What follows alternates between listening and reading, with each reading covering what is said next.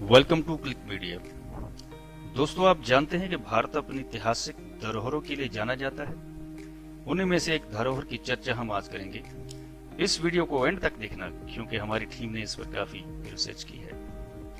इनमें से एक आज भी इतिहास को छुपाए खड़ी है एक धरोहर, जिसका नाम है भटिंडा फोर्ट। भटिंडा का किला लगभग 2000 वर्ष पुराना एक विशाल किला है, जो कि पंजाब के भटिंडा शहर में स्थित है।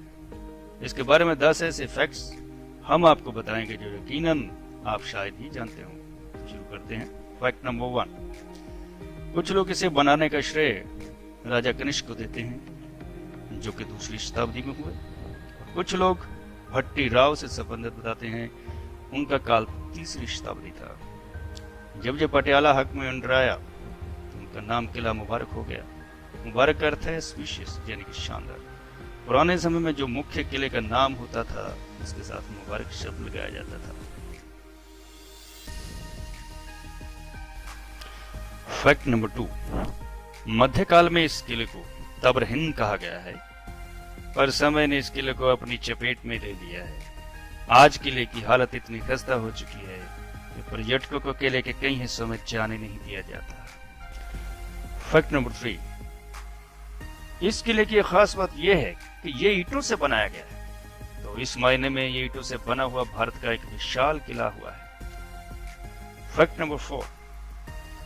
किला हमें जिस रूप में अब दिखाई देता है, ये ज्यादातर आला सिंह द्वारा बनाया हुआ है। सरदार आला सिंह, जो कि पटियाला के राजा थे और पटियाला शहर के संस्थापक भी रहे।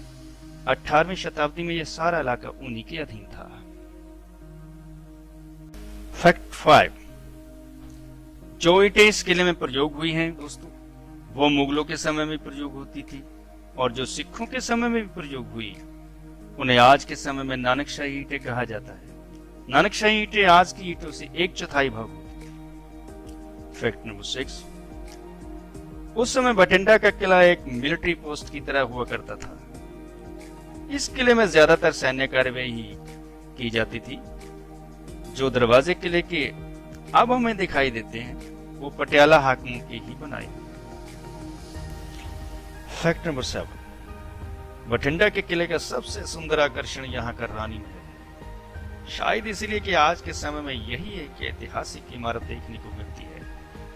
नाम से ही पता चलता है कि यह इमारत रानियों के निवास के लिए ही बनवाई गई। लेकिन अब के समय में रानी महल की हालत इतनी खस्ता हो चुकी है कि पर्यटकों को यहाँ जाने की अनुमति नहीं है। Fact number 8। इस किले में एक जमाने में 32 बुर्ज हुआ करते थे, जो कि आकार में छोटे बड़े होते थे। कुछ पूरी तरह से टूट चुके हैं और कुछ पर मुरम्मत का काम चल रहा है। फैक्ट 9। यह किला रजिया सुल्ताना फोर्ट के नाम से भी जाना जाता है। वो एकमात्र स्त्री थी जिसने दिल्ली के तख्त पर बैठकर पूरे हिंदुस्तान पर राज किया था। जहां सभी राजा इस किले में शासक बनकर आए, रजिया इस किले में कैदी बनकर आई थी।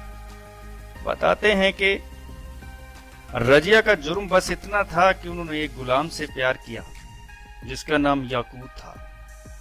बताते हैं कि पहले याकूत रसोई घर में काम किया करता था।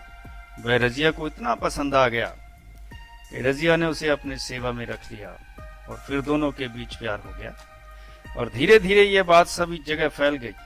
बाकी तुर्क रईसों को रजिया के शासन करने से बहुत ईर्ष्या होती थी, क्योंकि वो एक स्त्री थी।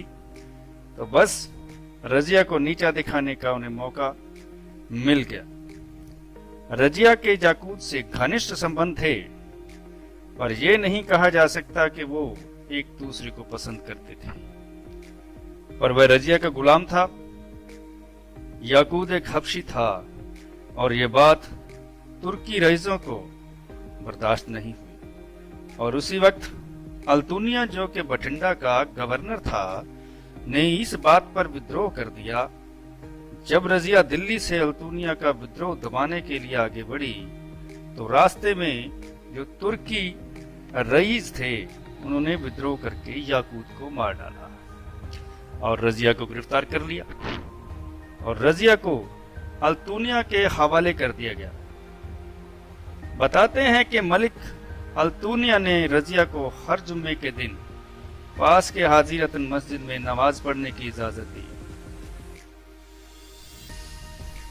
फैक्ट नंबर 10, सिखों के समय के दौरान किला मुबारक को फिर एक अहम स्थान मिला।